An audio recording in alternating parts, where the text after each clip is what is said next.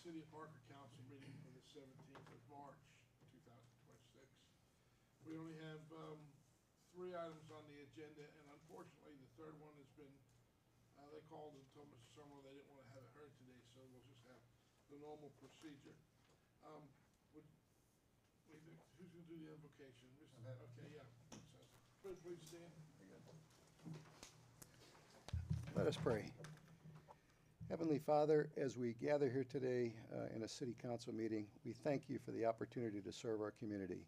We ask for your guidance and wisdom in our discussions and decisions.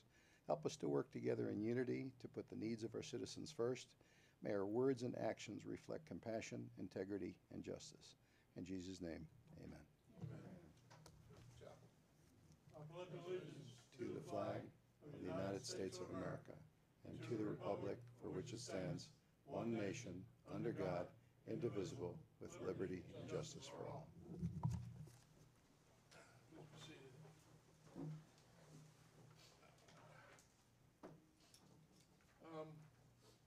We call the roll. Ms. Vera? Here. Ms. Botiford? Here. Mr. Chapel? Here. Mr. Haney? Here. Mayor Kelly? Here, thank you. As always, we always open this portion of our agenda to anybody in the audience that wants to talk about something that is not on the agenda. So the floor is open to anybody that has anything they'd like to talk about. Come to the podium. Please state your name and address. That was fast. James McConnell. I'm here to talk about 610 Nicole Drive. I'm the owner of that lot, and I submitted a minor development application to build a single-family home on there. The application for review came back on March 4th. Most of it went well. Setbacks, lot coverage, flood zone, wetlands, all approved. It's a good review. However, I do want to bring one specific thing, and the reason I bring this up is, just for informational purposes, maybe somebody can help me figure out what to compose to put on the agenda for the next meeting. So that's kind of why I'm making the statement. But the fire department's review requires me, as a condition to build this house, to install a new 6-inch water line along Nicole Drive, including a fire hydrant. And I certainly understand and respect the intent behind that. Fire protection matters to me and everybody. But here's the situation as I understand it, and I could be wrong. The existing water main along Nicole Drive is a 2-inch potable water line, which even under the city's own LDR is undersized. The city standard calls for an 8-inch diameter main. There are currently no fire hydrants along the stretch of Nicole Drive, and I'm building one single-family home currently, not a subdivision or a commercial project, just on one lot. What the requirement effectively does is ask me, as the first person to build on this street in a while, to fund public infrastructure upgrade that would serve the entire neighborhood at my sole expense. I don't yet know exactly what that cost will be, but a 6-inch water line installation with a fire hydrant is probably a significant amount. It just feels disproportionate to the entire burden on one person. And I want to be clear about what I'm asking for tonight. I'm not asking for you guys to make any decisions. I'm not asking for any special treatment. I just want the commission to be aware of the situation, and maybe somebody can help me figure out what to put on the next agenda to figure it out. So if anybody has any questions, I'll answer them. If not, that's it. Just for your council's edification, I talked to this gentleman today. He spoke to me from his attorney's office. You met with him, and then you called me? We called you from there, yeah. Yeah. What you need to do now is all communications with the city and with me, you need to route through your attorney to our city's attorney. I can't answer any questions now. Okay. So if you have a question, your attorney needs to send our attorney a letter, and he'll give us guidance. Okay. Okay. All right. Thank you very much. You're welcome, sir. Yep. Okay, next item is item 1 is a request for a split on West Cooper Drive. Wait a minute. Oh, I'm sorry, go ahead. I didn't know if anybody else wanted to. I don't know. Does anybody else need a fire hydrant or anything? No? Okay, well. Just for your edification, you understand that once an attorney approaches the city, I have to be assured that I don't make a decision, or we don't rule, or I let them rule, or give them bad information, so that they would rule on something that could harm the city. And so, when you come before us, or the planning council, or anybody, and it's just you asking questions, it's you asking us questions. But once you hire an attorney, then I'm not answering your questions anymore for fear of not getting the correct answer. So, I'm human, I do make mistakes occasionally, but normally I know to go to our attorney to get advice. And so, in this particular case, what he said is 100% correct. He did go to Public Works, and they told him what the problem was. He went to the fire chief, they told him what the problem was. I tried to explain to him on the phone what it was, and then when he called me from the lawyer's office, that changes the whole ballgame. Because I'm not gonna be recorded and, say something that might not know exactly what I'm talking about. But I can tell you that we are upgrading and improving the water system in Parker. Anywhere you drive right now, some disgruntled people because the ground is tore up.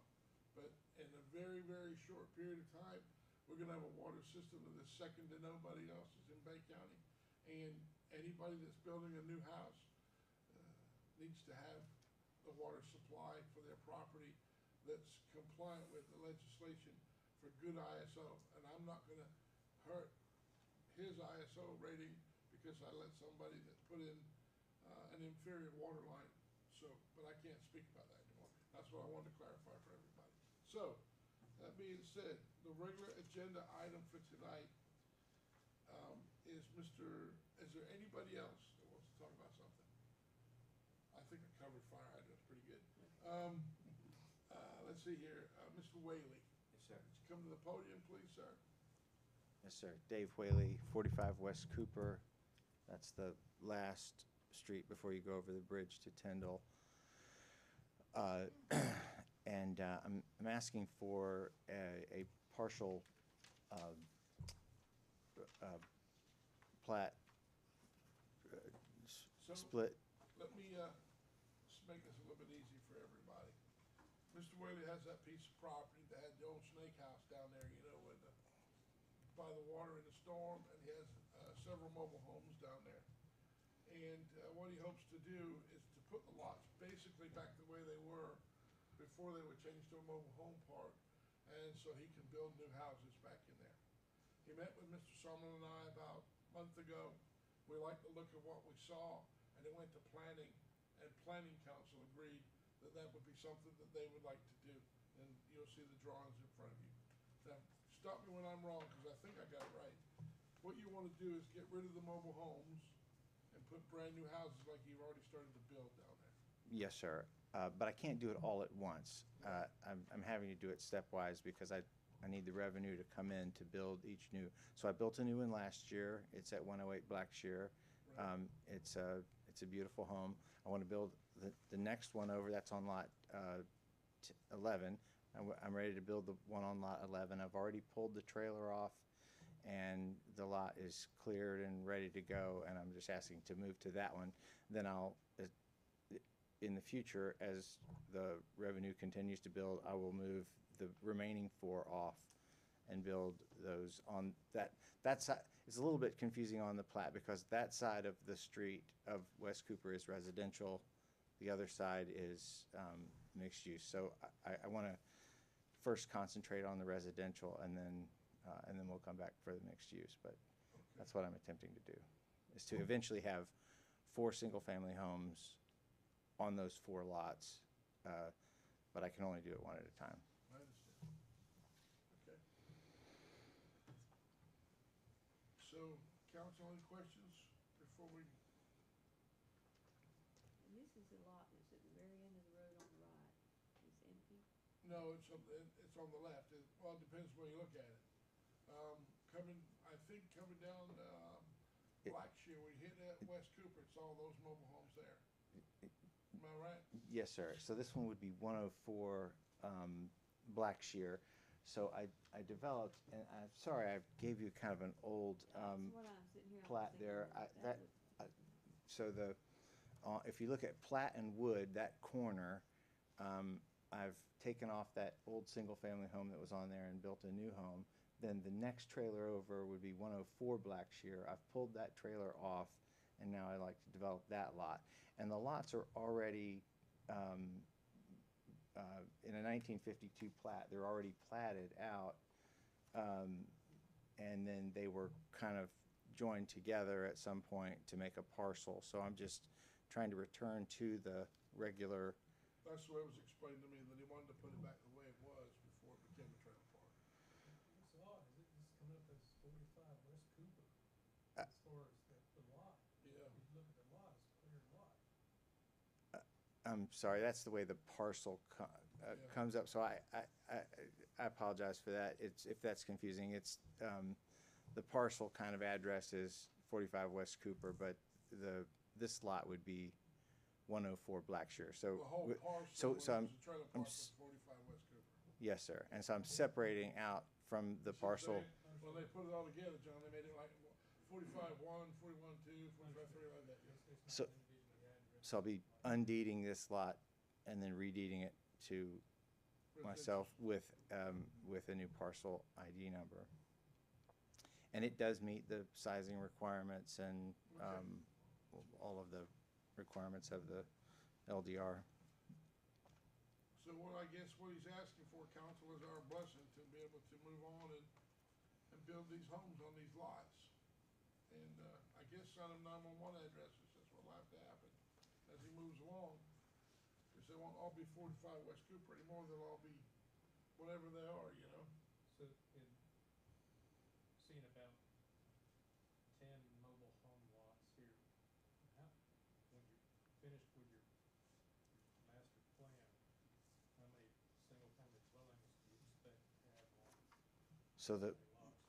so Maybe it- think way ahead. no, you're not. You're definitely thinking like I am. So the low density residential lots are the lots that are in between West Cooper and Wood. Those 4 lots are low density residential, and those are the 4 lots that I want to concentrate on first. So I did build on lot 10, which is the one on the corner of Wood and Blackshear. The next one over is lot 11. That's the one I'm asking for tonight. And then as I'm able to, I'd like to develop the other 2. The other 2 I'll have to do at the same time because, as you can see, the trailers kind of go, they kind of face West Cooper instead of facing Blackshear, and so they would all have to come off at the same time. So eventually, I hope to have a nice neighborhood there instead of a trailer park. But it, What I'm saying, it looks like mobile homes from the 60s and 70s that are currently there on this block you're talking about. yes, sir. And then on the other side, I think it will be likely that I would need to develop that all at the same time on the mixed-use side. But I'd like to take care of the residential side first. I understand. I'll make a motion to approve this. We have a motion, do we have a second? We have a motion and a second, would you call the roll, please, Madam Ms. Clerk? Barrow, Yes. Ms. Botiford, Yes. Mr. Chapel, Yes. Mr. Haney, Yes. Mayor Kelly. Yes. Builds a pretty house. Yes, sir. Thank you. Thank you very much.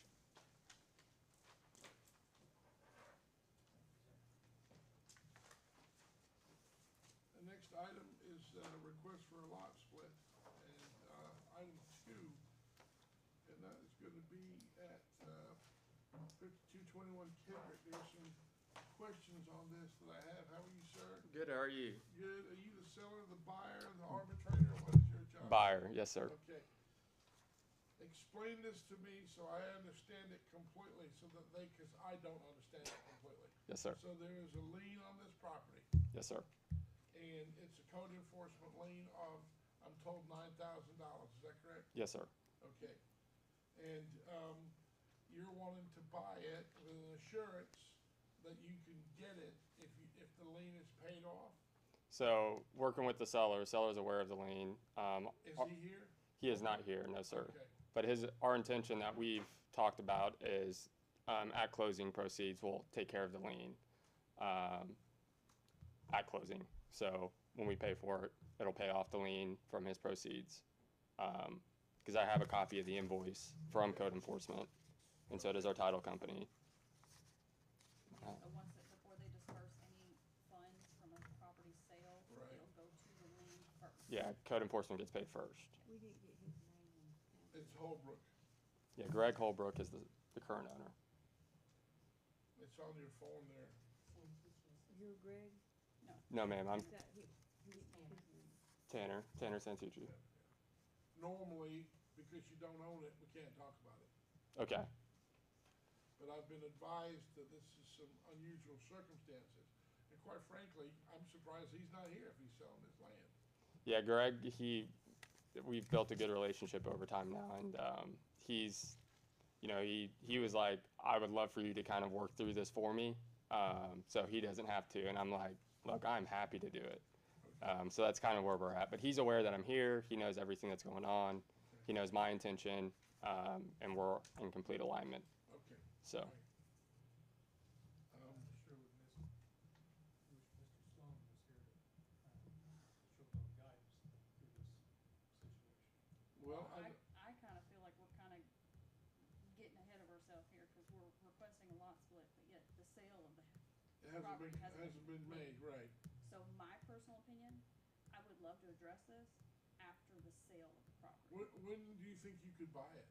So we in our purchase agreement as of right now, I was hoping or looking to get verbal approval of we would be able to split, not go through with the split, but just understanding that, hey, I know because the price that we have on our agreement Yeah. is I told them, hey, this is contingent on me being able to get two homes, two All right, houses, benefit. and so going through with the entire lot split, as you had mentioned, wasn't the intention of being here tonight. It was just simply to get verbal approval of, hey, if I do close on this at this price, I'm gonna be able to get two lots. Yeah, we can't give you that, neither could the attorney. That's nothing that. Okay. If you own it, then you could come back to us, and then we could make a decision then. Okay. I don't see any reason why you couldn't. I mean, can you close on it tomorrow?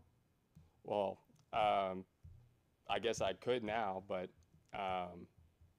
I mean, We can't really do a straw ballot. That's not really, I understand. you know what I'm saying? Yes, sir. I just, normally, what she said is right, and in preparing for tonight, that was one of the questions I had, is that we only normally negotiate with people that own the property.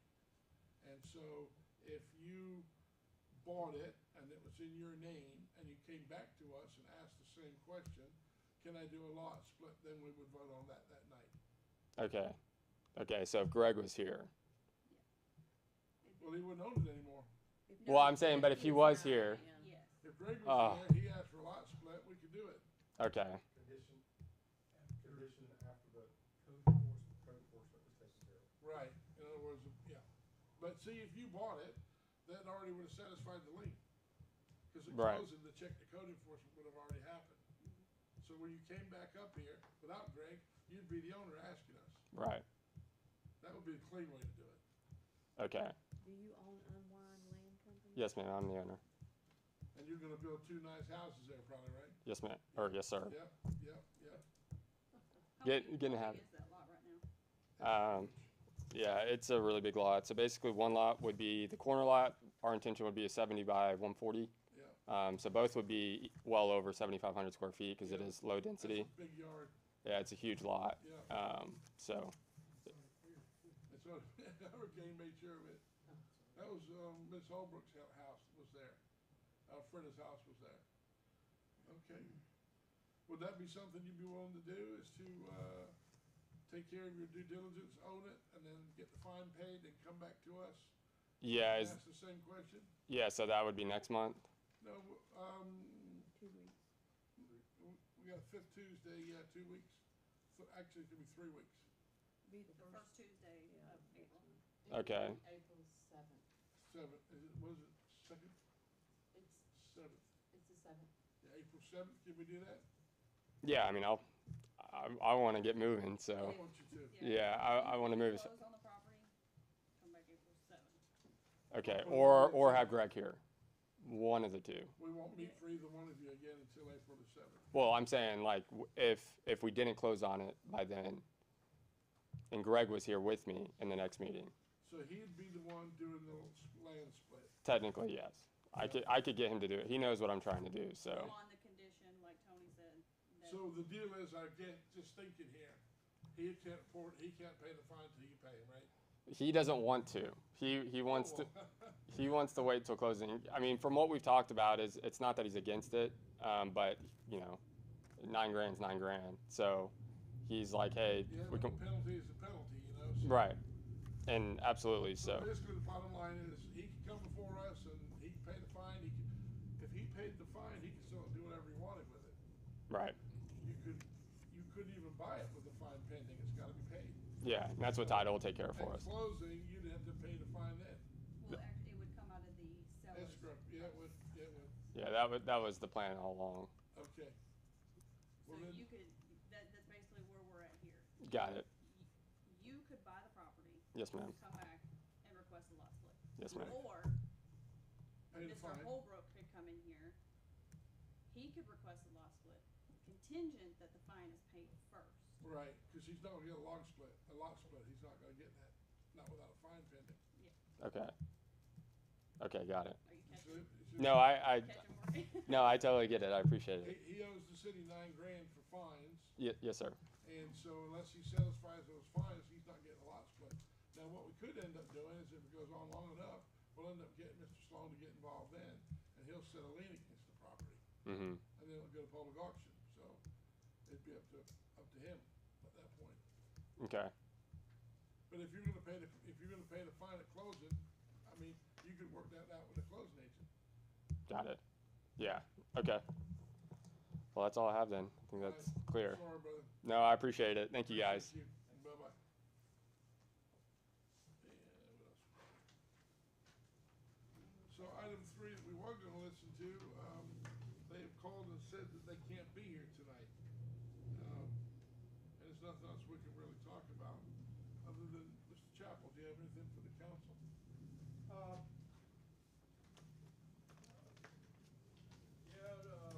Don't forget it's our 5th Monday coming up next, so we have a town council meeting over at the, city hall. The other thing is, Okay. Fifth the Tuesday. other thing is, I wanted to see if there's any interest in, organizing a, line dancing, for the city over there at the park. If there's an interest, I've got a person that's, talking about maybe teaching line dancing on Thursday nights, twice a month. So, but I wanna see if there's an interest. And, the other thing is Memorial Day, we're planning on having a spare rib, supper or whatever over at the park. This is all free. The only thing we request is, bring a side dish. But, as far as the ribs go, instead of having a pig roast this year, we're having a spare ribs. And when is it? I Memorial think Day? it's the 24th of May. It's a Monday, it's a holiday coming up in May. 24th or 26th, something like that.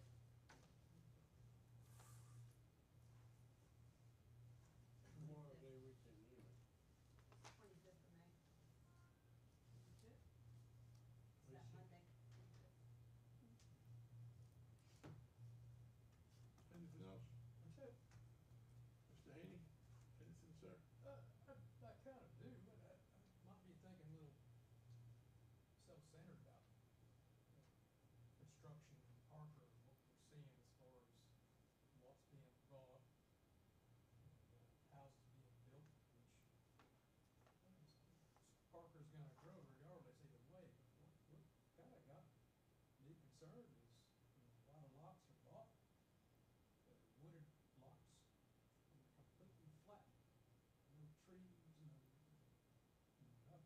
the same as you. It was just a wasteland.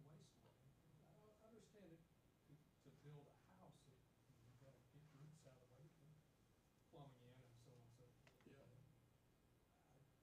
I hate to get planning committee to waste a lot of time on something like this, but could there be something as far as the density of trees?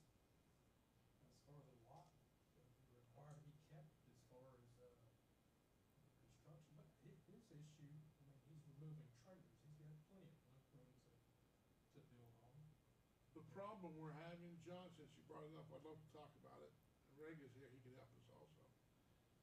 People wanna build, and I agree with that, it's your land, you do what you want on your land.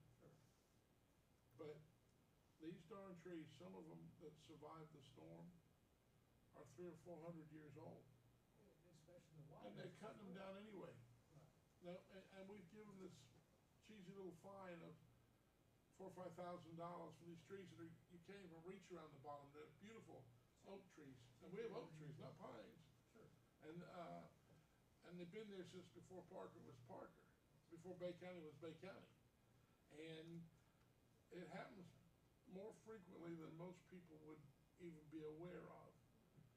Before I was the mayor, I didn't have that much contact with trees cut down, but I don't wanna see them gone. After the storm, anybody that ever lived here, look at an aerial survey map, there are no trees compared like what they were.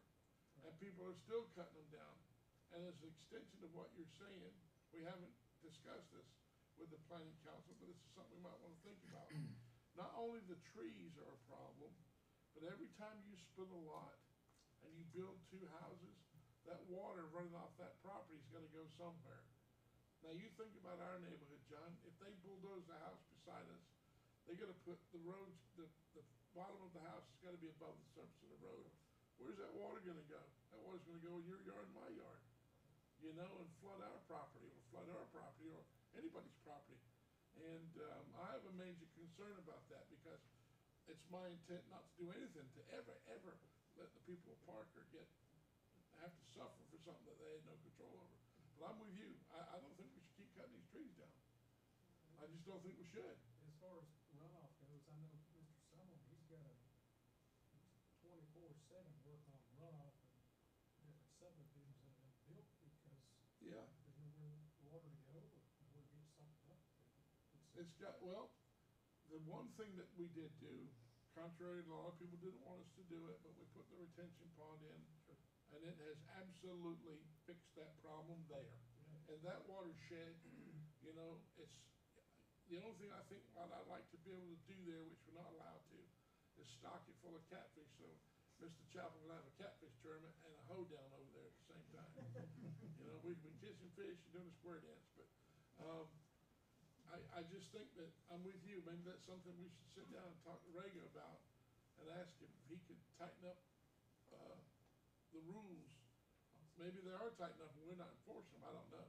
But I don't know, we've talked about this, I don't know what we do to get people's attention when they cut down these 400 and 500-year-old trees. I mean, you look at the forest over here, it's full of the most beautiful oaks that have been there since before Parker was Parker. So, any other thoughts, council, on this subject? I agree. You agree? I agree with it. Don't cut them down, quit splitting lots, be what it is, you know? Mayor, I'm happy to give a summary of what's there already. I know because- there's usually penalties Yeah. based on the species. of Would you like tree. to, Mr. Reagan, come to the podium and tell us what we know right now? Absolutely. I think John's exactly right, but I don't think it's planning, because those rules already exist. It's more about enforcement. Right now, the 3 trees that are absolutely protected are, of course, your champion trees, your heritage trees, and your historical trees. Also, any tree that's more than 15 inches at 54 feet above the ground from a diameter is also a protected tree. Anytime anybody, whether it's a resident or anybody else, wishes to take that tree down, they have to come before you. If they take it down without coming before you, they violated the law. So that's why I say it's an enforcement issue, not a planning issue. So we've identified, and of course the state has even intervened, there's something called a Torres tree.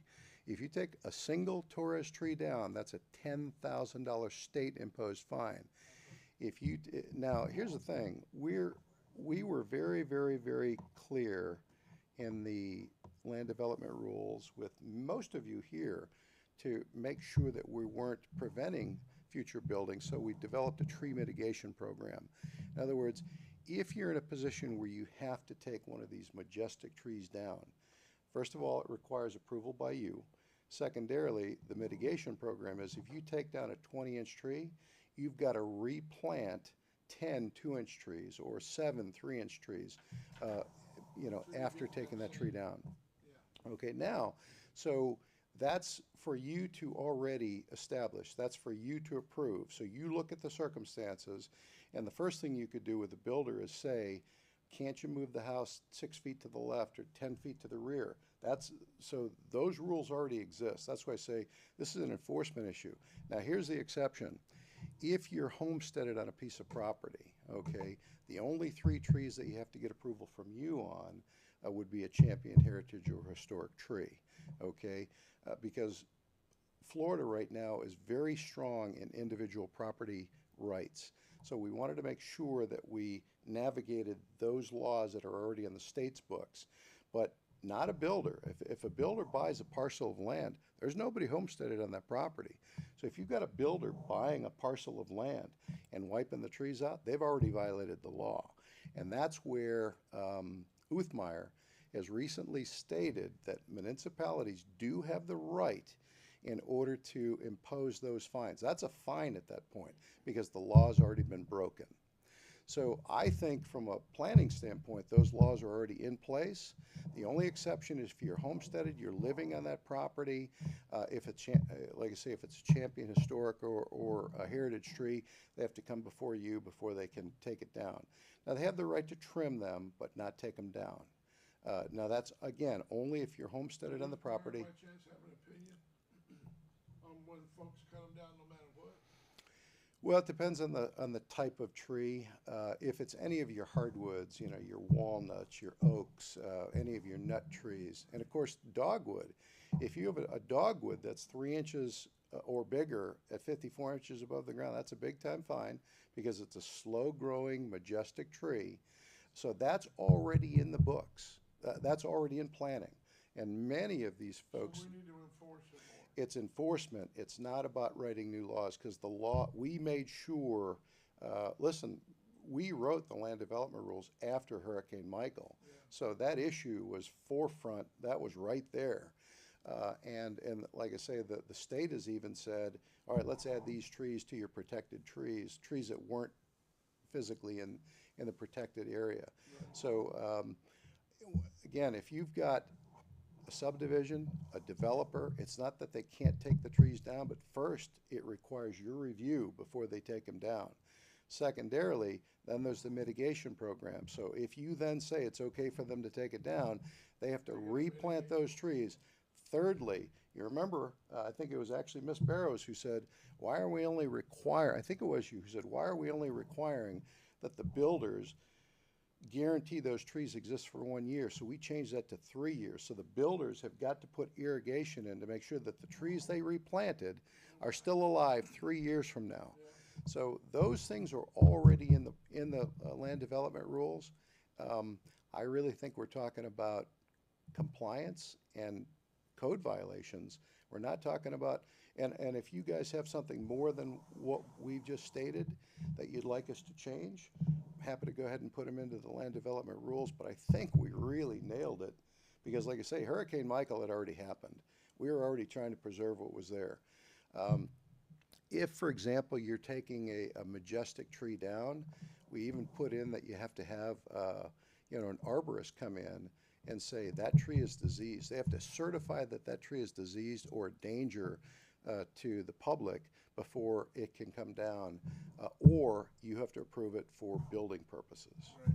So there's the disease state, and then there's the building state, and there's a few other things that I'm forgetting just because I don't have the LDRs in front of me.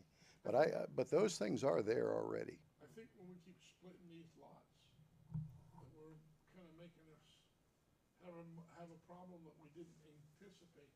And that is when you divide the lot, instead of centering the house and what was there, you're putting one on each side. Now you gotta cut the trees down that's there to accommodate that construction. If it's a square foot versus tree. And it goes on and on, and pretty soon what we'll have is more houses and no trees is what's gonna end up happening. And we want the houses, we're not saying not, because Sure. they're good for our city, you know, and good for the goals of the future, but, go ahead, sir. Well, one thing, just to make that point, so you remember, we established both the density rule and the minimum lot size rule. So an acre is right at 45,000, 45,560 square feet. And if you divide that by 5, low-density residential, you can never put more than 5 residences in a low-density residential area. So that works out to about 8,700 square feet. Now, I've heard earlier today about 7,500 square feet. Remember, that's the minimum lot size. So if you start with 1 acre, you could have 5 residences in that 1 acre, with the smallest lot size never being more than 7,500 square feet. But that means somebody else is gonna have a 9,000 square foot, so that you still have the area for trees, green area, grass, nature, that stuff. So we've got the density rules in place, that's 5 per low-density residential, 15 residences in MU1, 25 for MU2. If we look at East Bay Flats, the reason that those are limited to those areas, I think they started with 8 or 9 acre, you guys probably know that more than me, because it was There was a development that West happened before me. They reduced the space so they could get more car parking in there. Right, but the residences met the MU requirements, and then, yeah, exactly. So you've got density, then you got minimum lot size, which really dictates you have to have so much green area. Then we've got impervious. So if you've got a tiny little lot, 7,500 square feet in a low-density residential area, remember, you can only take up 40% of that in impervious area. So that means the rest of it's gonna be grass and impervious area where you're likely gonna have trees and, bushes and things of that nature. So those rules already exist. I think when we wrote the LDRs, we really, So you're suggesting that we should enforce them more strictly? well, I think the issue is really, if you've got a builder that's flattening a parcel of land before they come before you and say, is this okay? They violated the law. That law's already, that's a statute that's already in the book. As a matter of fact, that if it's in an LDR and it's violated, then they violated the municipality's rule. And that's when now that's the other piece of it I forgot to mention. Then there's the penalty phase. So you got the tree mitigation phase, which is already in place. Now you got the penalty phase, and you all established that penalty phase. Now you can change that, you can increase it if you want, but that penalty phase is already there Okay. for the violations. Builder I could think of in particular that was very bad about that same situation. Here or there. That's all I have, sir. Thank you, sir. Ms. Barrow? Kate? No, I got an invitation to go to, City of Springfield's grand opening. Ooh, So I will be attending that only because I have a business in Springfield. absolutely, I'm absolutely. excited to see their new, You could sneak some steaks for our Parker people. On the Springfield. Mayor, I do have one other thing. huge, I know, I'm Since you excited brought to up see it. about the trees, I made a statement, at a couple, meetings ago about, somebody stole a tree.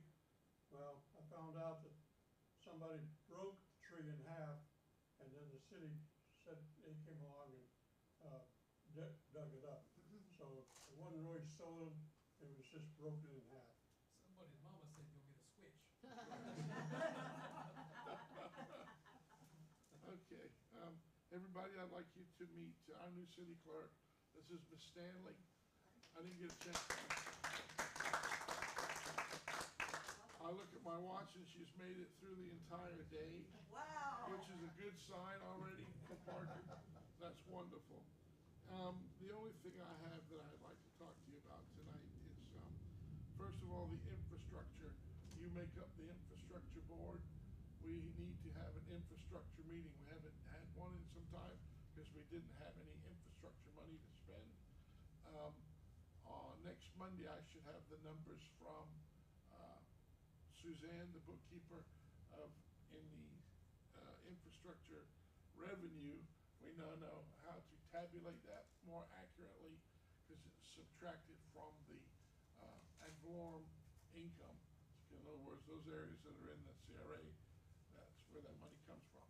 So we need to have, a meeting on the CRA meeting to decide what we wanna spend that revenue, but I don't have the number yet till Monday. And then the, Mayor, you referring to infrastructure or I'm CRA? sorry, it's the, did I say infrastructure? You said CRA and It's infrastructure. the CRA board, we make that up, and, we're waiting for a number because, it's a little bit confusing. Let's say you get $100 in tax, and in my neighborhood, it's not the CRA, $100 goes to Parker. If you live in a CRA, $100 is in tax, $80 goes to Parker, and it's just, I'm not saying it does, and 20% goes to the CRA for it, and that's what we need to sit down and decide how, if we don't wanna spend any of it. Not yet, I don't know what it is we need, and we haven't asked, I haven't asked, what kind of situations we have encountered that we would need to spend that money, but it's in the bank, and I'll have a confirmed number on Monday, exactly how much is there, so we can have a 30-minute meeting. We can have a regular meeting and then do that at the very end to talk about it. And, I don't know what day it's gonna be, but, about 10 days ago, met with, Mr. Buchholz at, Pier 98. You remember we, put a bait, building down there, for a multitude of reasons. Mr. Buchholz has decided that that bait house is not gonna stay, he's not gonna function it anymore. And, the power supply has been disconnected. He gave that to the city of Parker. The electrician's already disconnected it from the building, and the bait house will be removed. We're not sure what we're gonna do with the power supply. One suggestion from Mr. Summerlin was perhaps we could put a Coca-Cola machine there and, just plug it into that. Well, ice machines are expensive. I think for an ice machine, I'd like to get somebody, maybe, I'm not saying I would, because I haven't even thought about this, but if somebody wanted to own an ice machine, the problem is they can't put it there Exactly. We're in the same position we were before. As the city went out and bought an ice machine, It would be the same thing. oh, cause that's right, that's not Because it even doesn't actually belong to Parker. That's Right. right, it's state property. But, we're thinking that if we had a little concrete slab there, that they might overlook a Coca-Cola machine. They may not. But if we had a Coca-Cola machine, when people are fishing or swimming or whatever, and they wanna have a Coke, they can go there and put $1 in the machine or whatever and get a Coca-Cola, or Pepsi-Cola, or rum and cola, as I would say. I would call that an attractive hazard, Having a what? an attractive hazard.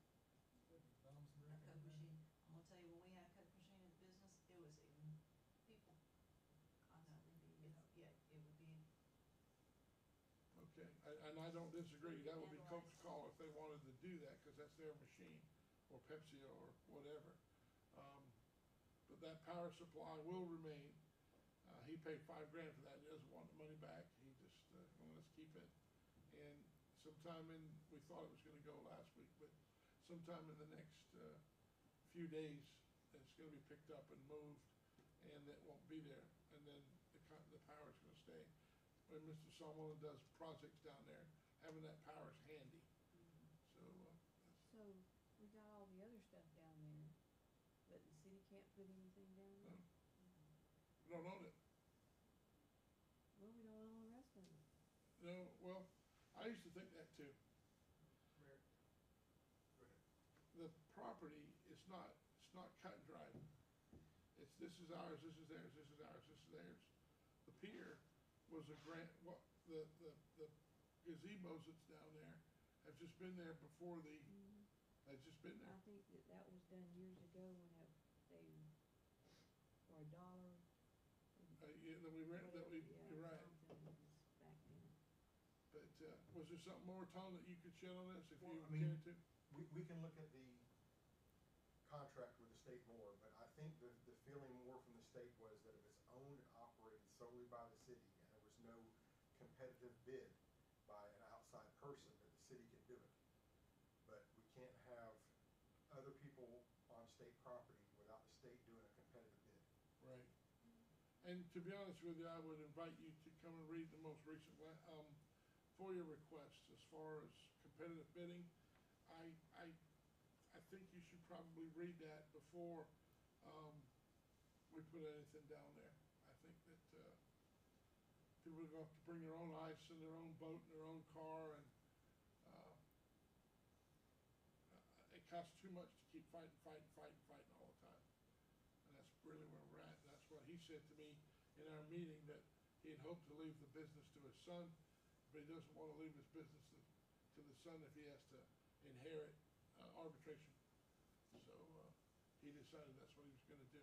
But we can certainly vote on, put anything you wanna put down there, but I don't know. Well, I think we could look into that, cause I think it's kinda ridiculous that, everything we do and every move we make is deciphered and, Well, it started with a put sports down and complex. everything, it's just, all we're doing is try to do what's nice for the city and the citizens can enjoy it. Right. And I think that that's something we could look into to see what we could, put down there that would be convenient for other people. The only thing I say is I don't wanna spend hundreds and hundreds of man hours,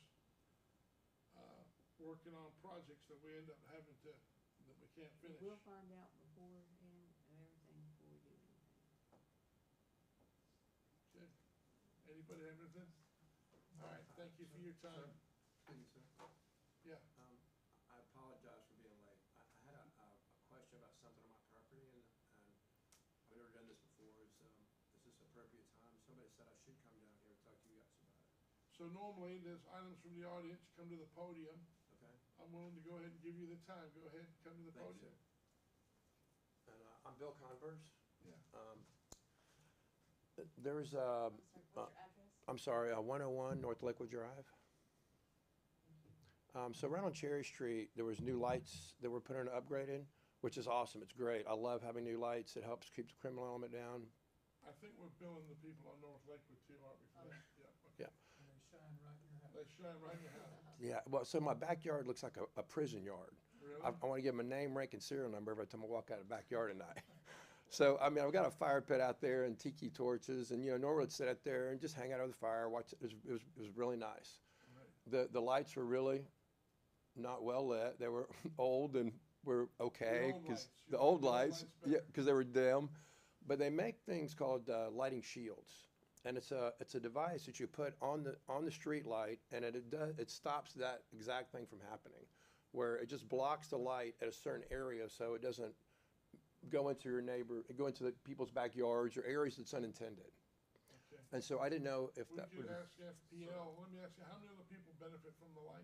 If you ask the gentleman in the black shirt right here, he'll tell you Okay. exactly. Is the light on Cherry Street? Yes, Then your issue's gonna be with Springfield, Springfield. Okay, because Cherry Street, Because we that, didn't we put don't that pay there. for those lights. I got you. We I pay got for you. the lights on North Lakewood, but once you cross, so basically where your house is, the house in front of you is Springfield, and the line right away is Springfield, so all the lights on Cherry Okay. Street are Springfield. But they will have to go through FPL and get the shields put on. Okay, great. Well, thank you for your time. You're welcome, And thank you for all the work you guys do. Thank you, thanks, everybody.